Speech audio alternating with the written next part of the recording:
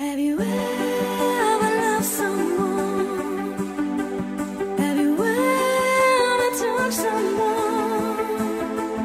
Have you ever given? I'm Reverend Jerry Troyer. I'm the Senior Minister of Joyful Living Church in San Diego, and I have just written a book titled Coming Out to Ourselves, Admitting, Accepting, and Embracing Who We Truly Are. This video is in response or follow-up to a wonderful article or a posting that appeared on the blog, thegaychristian.com, written by Brandon Wallace, in talking about the experience of bullying coming from the pulpit. Being a minister and having a pulpit, I felt that I wanted to respond and also add to what Brandon was talking about in his blog. Think about the concept of bullying. We hear a lot about it now, and we hear a lot about the effects of it, and oftentimes the bullying, it comes from social media. The opportunity for us is to recognize that when somebody's talking, whether it's a minister, whether it's a so-called expert, whether it's a politician, they're always expressing their opinion, and we get to decide what is true for us and what is not. For those of us who grew up in traditional Christianity, even if we left years and years ago, we might still have that shame, that guilt, that feeling that somehow God doesn't love us or somehow we're less than. That was the opinion, that was the interpretation of the minister or our parents or whoever it was when we were growing up, but that's not necessarily our truth.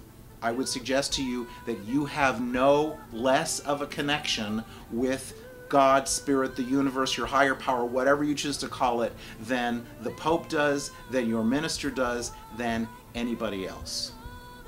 If you're going to look at the Bible as the unerring facts from God, absolutely everything in the Bible is the truth and we must follow everything. You can't pick and choose. So, for example, in Leviticus chapter 11, it lists all the foods that are clean and unclean, and it says in chapter 11, verse 7, "And the swine, though it divided the hoof and is cloven-footed, yet it does not chew the cud, it is unclean to you," which is pork, which means no carnitas, no pulled pork sandwiches, because that's what it says in Leviticus. In the New Testament, you know, the first four books, Matthew, Mark, Luke, and John, are the words of Jesus. And he says nothing about homosexuality. He says, love your neighbor as yourself. He says, greater than these things will you do. He says, the kingdom of heaven is within you. He says nothing about homosexuality. If you have a feeling of guilt or shame that came from these old beliefs and these old teachings in traditional Christianity, you get to go today and look again at what's true for you and what's not. And if it's not true for you, you get to release it because you are the expert in your life. Ministers around the country say what they say. We get to decide if it's true for us. Remember the words of Jesus that say, love one another as you love yourself. Period.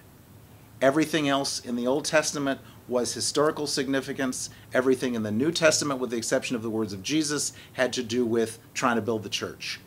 This experience of bullying happens in our churches, in social media, in our schools, and so forth.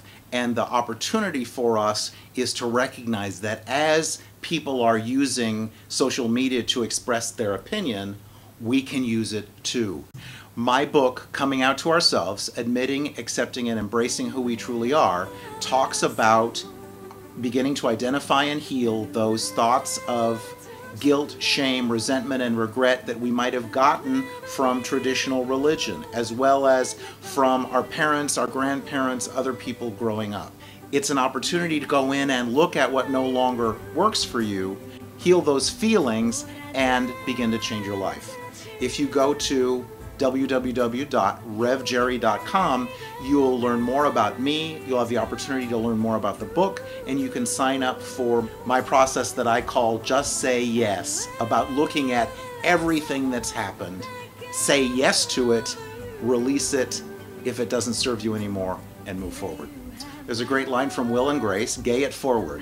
It's a great opportunity for us to educate ourselves, and as we do, we release the guilt and the shame and the regret and all of that I talk about in my book, Coming Out to Ourselves. And as we do, we gay that forward, if you will, and share that new information with our young people so that they can grow up in a safe environment. And not only do we share it with our gay and lesbian, our LGBT young people, we share it with everybody else as well.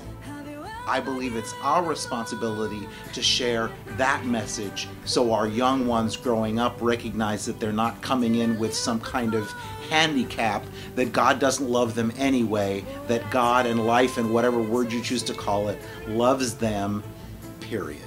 Your spiritual practice and the place where you go to be with your spiritual community is so important, and that community needs to welcome and include you and your sexual orientation. Not that that's all of who you are, but it's a big part of who you are. If it doesn't, there's the opportunity to find one that does, and I so invite you to consider that. If you're not comfortable with your relationship with spirit, life, God, the universe, whatever, if you feel the need to get back into church, I so invite you to consider finding a church that teaches what you believe. If you're in San Diego, Joyful Living Church is my church. We meet on Claremont Mesa, and we'd love to see you. If you're somewhere else, Religious Science and New Thought are wonderful teachings, and they are very inclusive. The Centers for Spiritual Living, CSL, is a wonderful group of centers and churches that would welcome you. Metropolitan Community Church has churches in most major cities, and they would welcome you as well.